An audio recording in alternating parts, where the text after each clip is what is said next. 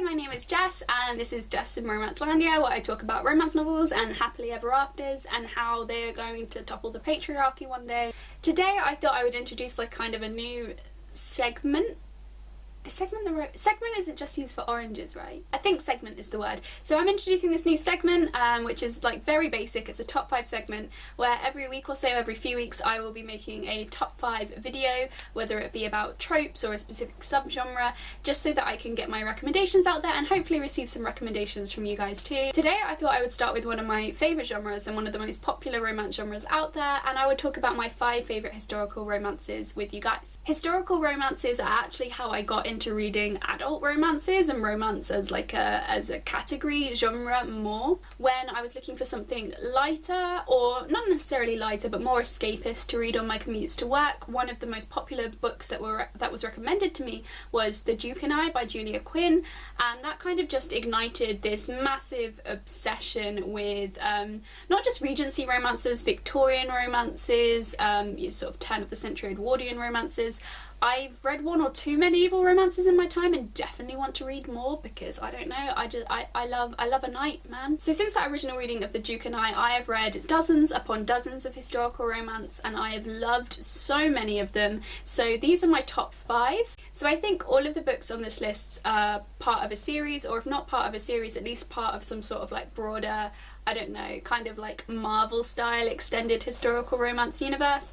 But with the exception of I think 1, you can read them as standalones. That's something I really love about romance series, is that unlike with other genres such as fantasy or science fiction, very rarely do you have to read every book in a series in order. Most of them are written to be like separate entities within themselves. So I don't feel too bad about recommending them to you, even though they're part of these like larger works. So let's just get right in there with one of my favourite historical romances of all time, which is also by one of my favourite historical romance authors just on the face of this earth, and that is Brazen and the Beast by Sarah Maclean. This is the 2nd book in her current series, the Bare Knuckle Bastard series. There are 2 books out at the moment and the 3rd one is coming out I believe in June. It follows a set of brothers and an adoptive sister who essentially run the criminal underworld of Covent Garden. I don't know if any of you guys are from England like I am, or are familiar with the area surrounding London, but the Covent Garden today, the Covent Garden of markets and charm and cuteness, is not like the Covent Garden of the early to mid 19th century. Back then there was a lot of shady business deals, a lot of corruption, and the heroes of this series are very much at the heart of that. I really loved the 1st book in this series, which is called Wicked and the Wallflower, but this 2nd book is just my absolute favourite of the series and very probably my favourite Sarah Maclean novel of all time. It follows a woman named Lady Henrietta Sedley who goes by Hattie. She is, I believe, in either her late 20s or she's about to turn 30, and she really wants to inherit her father's shipping company, as her brother Augie just isn't as interested in the realm of business as she is. However, being a woman, being part of the aristocracy, her father really doesn't want her to enter into the world of business and would rather she marry nicely. So Hattie comes up with this plan, which she calls the Year of Hattie, where from her 28th birthday, I believe, she decides that she's going to do a series of things that will secure her father's business as her own. One of the things on this list is to lose her virginity, so that she can no longer become that kind of like, I don't know, prized epitome of virginity and purity and virgin womanhood and all of that stuff that was really valued in the 19th century. And without that, she hopes that her father will not try and pawn her off into a marriage and will instead allow her to inherit this business. So with losing her virginity being the first step in her master plan to secure her family business, Hattie gets ready to set off to a Covent Garden brothel where she has an appointment to lose her virginity to a man she has been assured is very capable of the act, when she opens the door to her carriage and instead finds a man, more specifically Beast, one of the Bare Knuckle Bastards, unconscious and tied up. I knew I was gonna love this book pretty much from the moment where Hattie's reaction to finding Beast tied up in the carriage, which literally happens on the 1st page of the book by the way, wasn't just, oh my god, what is this man doing in my car, but it was also, oh my god, I'm going to be late to this dick appointment that I really want to get to, that immediately made me adore Hattie's internal monologue.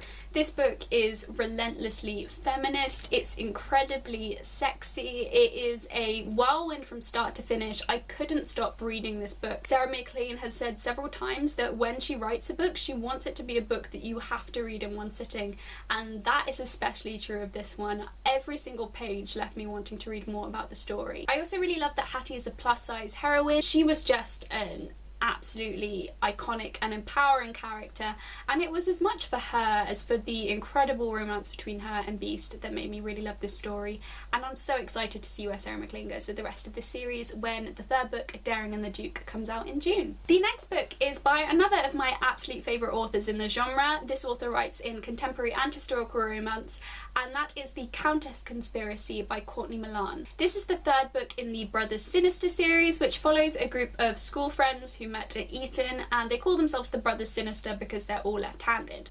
So this book follows the third Brother Sinister, Sebastian, who is well known as a very charming, womanizing rake around London, and his best friend, who is a scientist named Violet. Sebastian and Violet have been friends since childhood, but their friendship really reignited after the death of Violet's husband, when she turned to Sebastian and asked him to present her scientific research as his own, with him obviously being a man and therefore able to get her scientific research further out into the world, and her being a woman and kind of just not really being allowed by social code to reveal that this scientific innovation was coming from her. Sebastian has essentially been in love with Violet since he was a teenage boy, and that love just grows stronger and deeper as they go into adulthood. But Violet, who had a very difficult, abusive marriage, struggles to see that Sebastian wants her as anything more than a distraction. And this romance essentially follows them as they negotiate their changing relationship, both as friends, as lovers, and as working partners.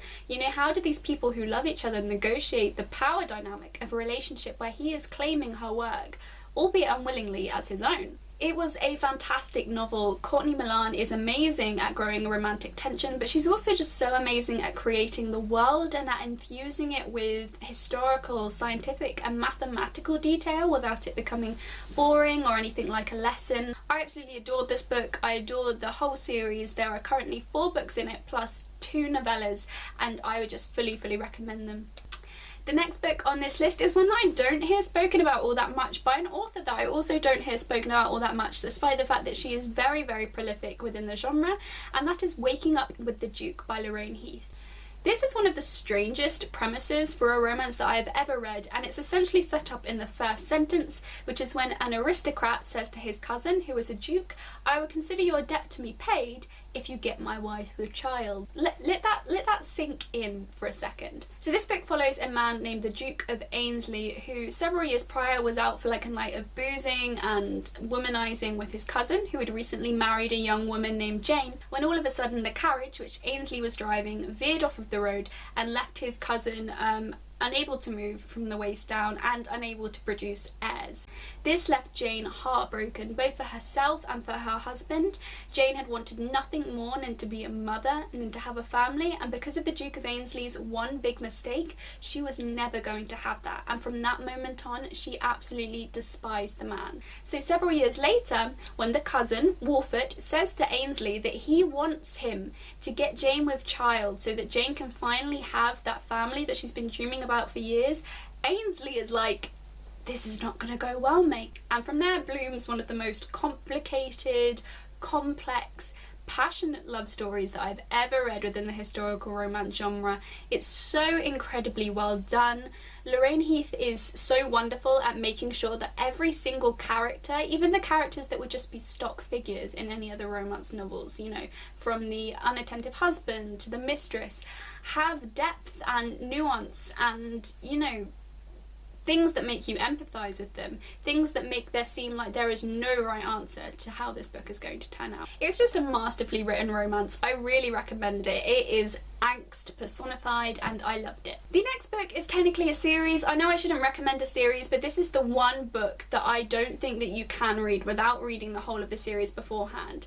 And so this is the Hathaway series by Lisa Kleypas. My personal favourite book in the series is the 4th book, which is Married by Morning, but I'm going to recommend in this video the first book, which I also adored, which is called Mine Till Midnight. So this book follows what is quite a popular trope in both contemporary and historical romance, which is it essentially follows a family. So each book focuses on a different family member, and this book follows the Hathaways, who after basically a series of freak deaths inherit a title. The Hathaways are made up of 4 sisters and the eldest brother Leo, and they are definitely a quirky sort, unused to the workings of higher society, so when they're suddenly thrust into the role of responsibility and reputation that comes with this title, none of them really know what to do. So the first book follows Amelia, who when she goes to pick up Leo from whatever den of disrepute he has fallen into this time, meets a Romany gypsy named Cam, who is immediately fascinated with her like very fierce, no-nonsense manner.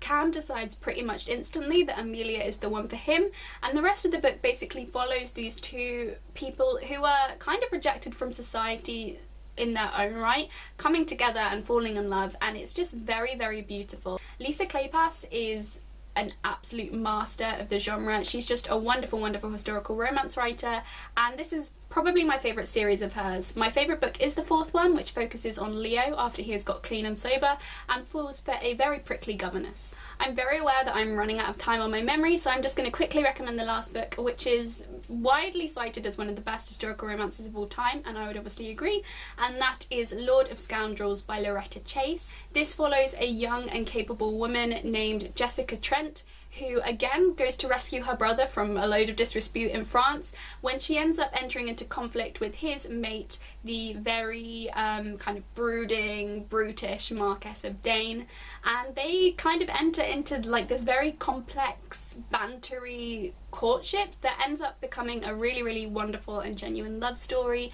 Loretta Chase is just wonderful at writing romantic tension, sexual tension, redemption arcs, just everything that makes the romance genre wonderful, and I would highly, highly recommend this novel. It is a favourite of so many, and for a really good reason. Okay, so there you have it. Those are my very, very favourite historical romances. If you have any recommendations, I would absolutely love to hear about them, so please leave a comment below. But until then, thank you for watching, and goodbye!